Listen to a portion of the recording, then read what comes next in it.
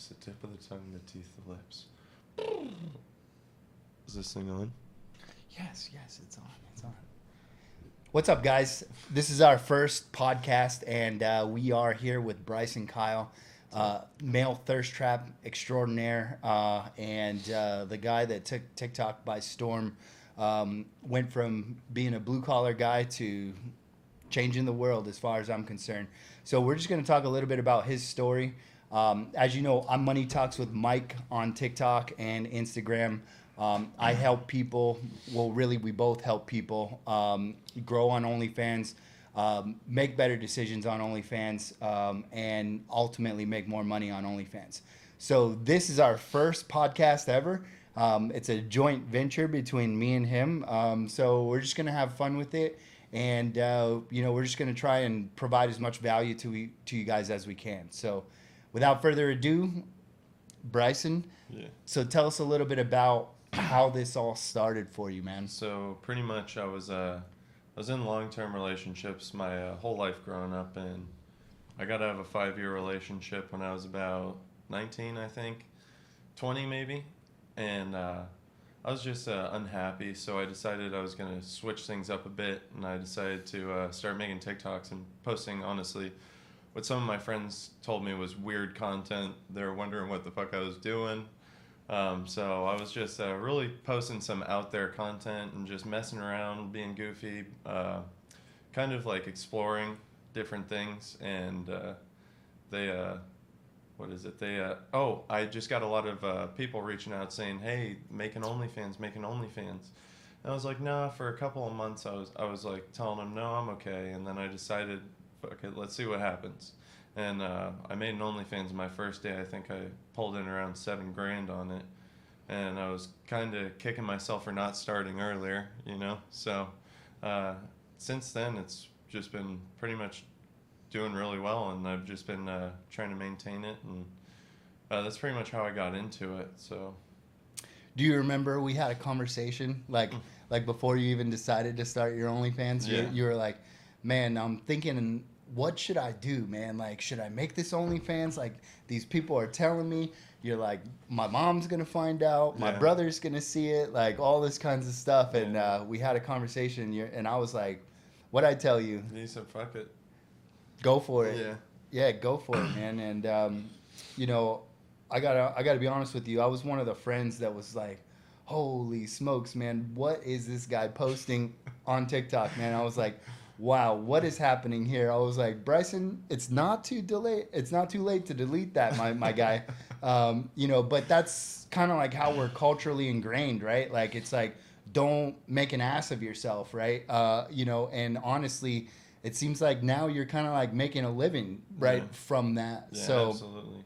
Yeah, I started doing OnlyFans, and with Mike's help, we've started buying Airbnbs and opening up other small businesses and things like that. And now we're doing these podcasts as well. Hopefully these do well. But yeah, it's pretty much just it really changed my life. I don't know. I just told all those fears I had about making one. I've always been a type of person to be like, I don't give a fuck what you think anyways. So whenever I made one, I just told my mom, because she's one of my best friends. I could tell her anything. I told her, hey, Mom, don't Google me. I'm making porn now. And sure enough, if you Google Bryson Kyle or the Uncut King, I will come up. There are pictures out there. Don't do that in the workplace, because it's not safe for the workplace. NSFW, for sure. No, but your mom has been so sweet. So let's talk about that, because a lot of people are kind of afraid about their families finding out, right? So what would be your best advice for those people who are kind of afraid that others are going to find out, or see their noodles on the internet or whatever? I mean, you can do that no face stuff. I've never thought about doing that, but for me it was more of like, if you don't respect me or love me enough to support me in whatever I do, I don't need you in my life. And that would break my heart, because I love my mother so much, but I know that my whole family supports me in anything I do. If yours doesn't, I don't know what to tell you, but honestly, you don't get to pick your family. You just get to pick your friends, and this guy's like family to me. So Love you, man. I knew you were going to be there for me. I knew that my family would still, but yeah, that was the main thing. That's really my take on it too. You know, my philosophy on it is that if your family is not going to support you on starting an OnlyFans, right, then you really didn't need them anyway, honestly, right? They're the kind of people that you don't really want to be around anyway, most likely. And so that's what I end up telling a lot of people who go through the coaching program with us, who are, you know, concerned about their family finding out and things like that, is I'm like, hey, you know, those people are probably not that important to you anyways, right? And so I've seen a number of people deal with family members that are kind of like disrespectful. Mm-hmm. I've seen it in the comments on I've TikTok and stuff like that. Has anybody in your family ever done that to you? No, everyone's been super supportive, and like even my brother, he's 10 years older than me, but his friends will be reaching out and like, yo, what's your little brother doing? Like, what's he posting? And your brother's wilding, like, and my brother's like, just mind your own business and shit. Like, that's the kind of support that you should expect from family. Yeah, that's true. So now that we're like up and running, right? Now that you've got your fans, right? You've really sort of honed in on your target audience. What's the plans, right? Like how are things going right now? Pretty much, they're going really well, honestly, and I'm trying to build a community. I'm trying to let them know that I do care about them and that I love to converse with them. I try to respond to every single message. I definitely do respond to every single message, but I'm saying in a timely manner. Sometimes it may take a couple of days, but I will get to the messages. There's a lot of things that go into it, but I'm definitely trying to branch out into other apps and social medias like Reddit. I just started a Reddit today, and I already have like 18 karma or something like that. I don't know what that means, go. but 18 karma is good, man. That means that people are doing decent. Yeah, that means that people are sort of resonating with your content, so that's a really good thing. So yeah. And so you got Reddit, right? So Reddit's coming right now. Mm-hmm. So what kind of community initiatives do you got going on, right? We were talking about doing an exclusive video for those who have people that have Rebuild on. I'll right? be doing exclusive videos for them every month, things like that, just kind of sweeten the pot for them because I do appreciate them. Yeah. So with that being said, right? I came on to your business in probably, what was it, April of 2021. Yeah. Right. And so how have things gone since I've come into your life? Oh, definitely just you helping me with like videos, sending me videos to where you're like, hey, kind of maybe do your own take on this, things like that. Helping me with just ideas to build my community and helping with running promotions, things like that. I would say, yeah, it's definitely improved. You've probably made me $200,000 just in promotions alone, so I'd definitely say it's worth it. Just because I wasn't doing it before, and it was kind of silly that I wasn't, but I was just like, fuck it, they can pay the full price, or they just like the time and effort that I put into it, like trying to respond to everyone, all these things I'm doing. It takes a lot of time, and you have to be attentive to your fans if you want to build a community, and but you've definitely taken some of that weight off with running promotions and stuff. So, and then what have I always told you about community, right? Mm-hmm. So like how have you kind of like changed your behavior around community, right? When it comes to your fans. Can you elaborate? Yeah.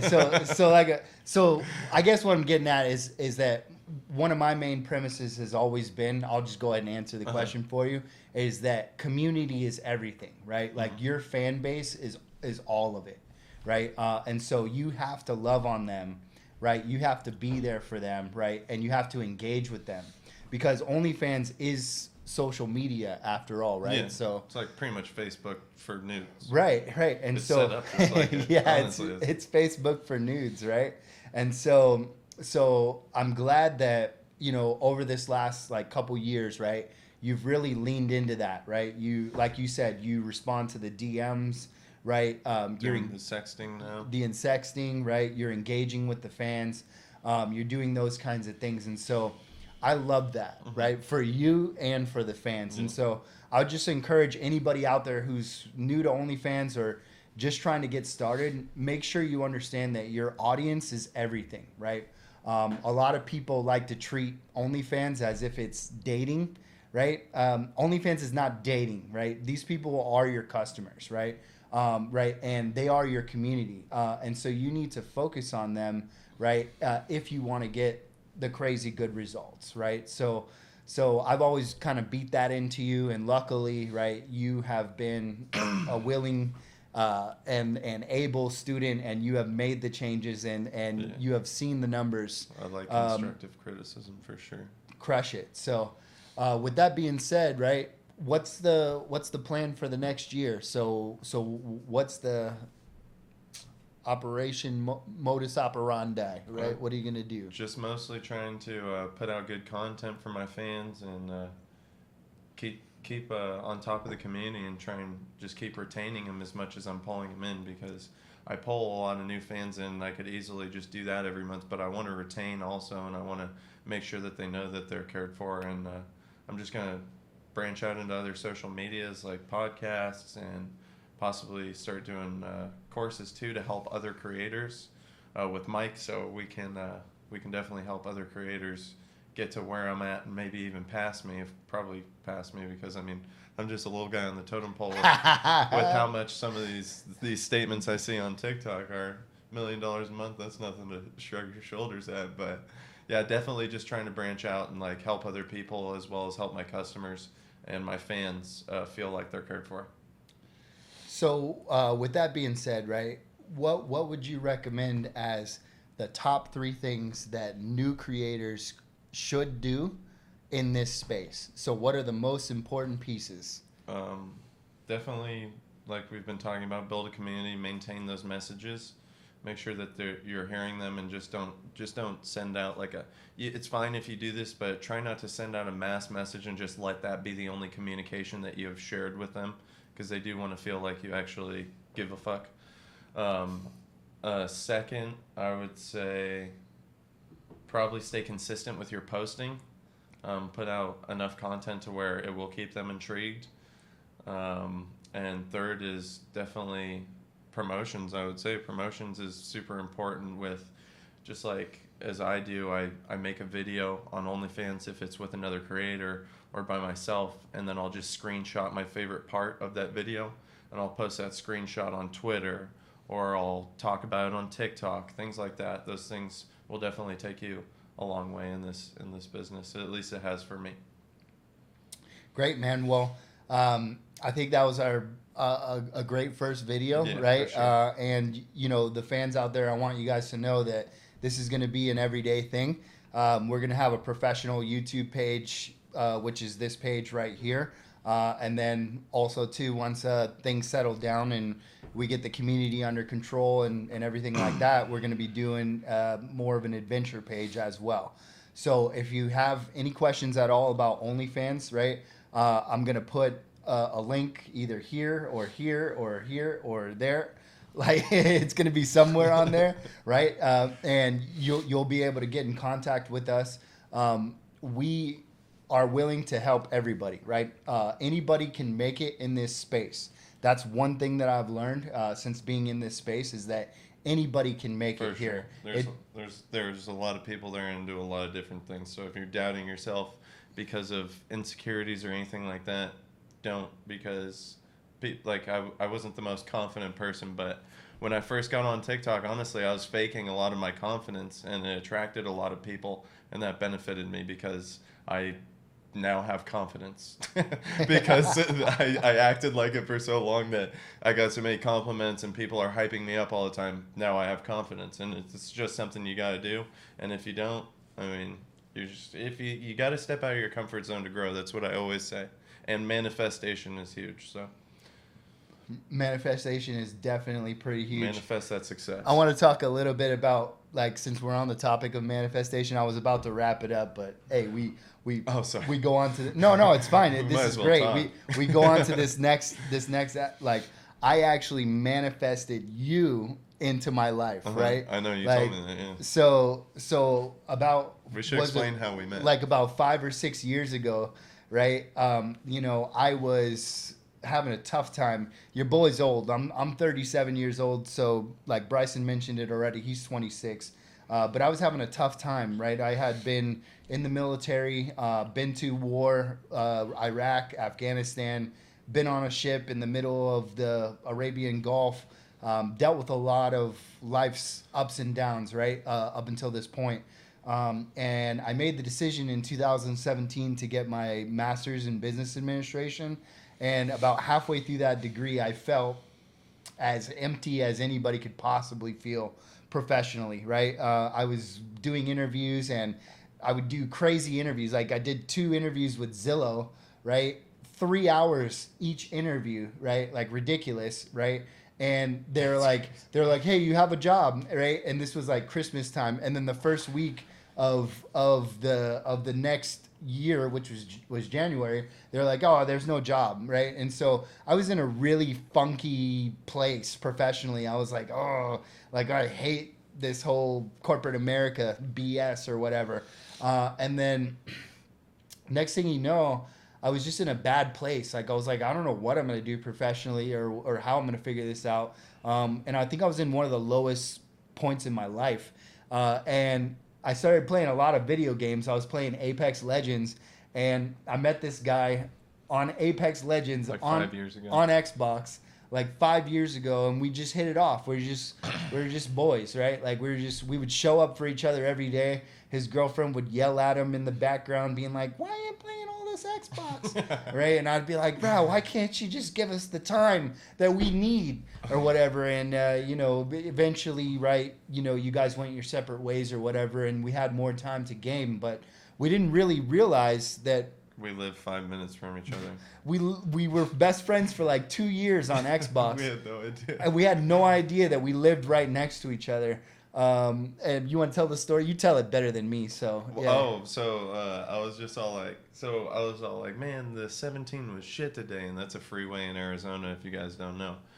So, and he was all like, "What, you mean the I-17?" And I was all like, "Yeah, I just got home I was just on it, and there's like a car crash." And he's like, "Bro, I live at the top of it." And I was like, "Really? Me too." And we just traded addresses, and he lived 5 minutes away, sure enough. So we met like a couple of days later at the lake, and we went out and I romped my truck around. You remember that? Mm-hmm. And then we just started like talking and stuff and hanging out, and I made an OnlyFans, and he's like, "Bro, you're like missing out on a lot. You could be doing a lot of things, I'm sure, better. Let's sit down and talk." So we went and got lunch. We talked, and I brought Mike on as my like business partner / manager, I guess is if you want to call it, but we're more like business partners. He doesn't treat you like he's your manager. He treats you like you're equals, and he's trying to help you make money, because if you don't make money, he doesn't make money. So that's a whole goal for him. But anyways, I'm getting off topic. So pretty much, yeah, I brought him on, and we've been working together and started a couple Airbnbs and car on Turo, things like that. So things are going well, but yeah, so that's our little sidetrack story, but we're not going to bore you with too many more details. We just, we wanted to share this with you guys because we feel like there's a lot of people out there that could learn from our story, right? It is a long story, right? But we have time to tell it to you. So if you feel like you need help on OnlyFans, or, you just want to reach out to possibly collab with Bryson, right? Give us a shout out, right? Hit us up on DMs. There's multiple places you can find us. So thanks so much for being with us today, and stay tuned for the next episode. yeah, thanks guys. Cheers.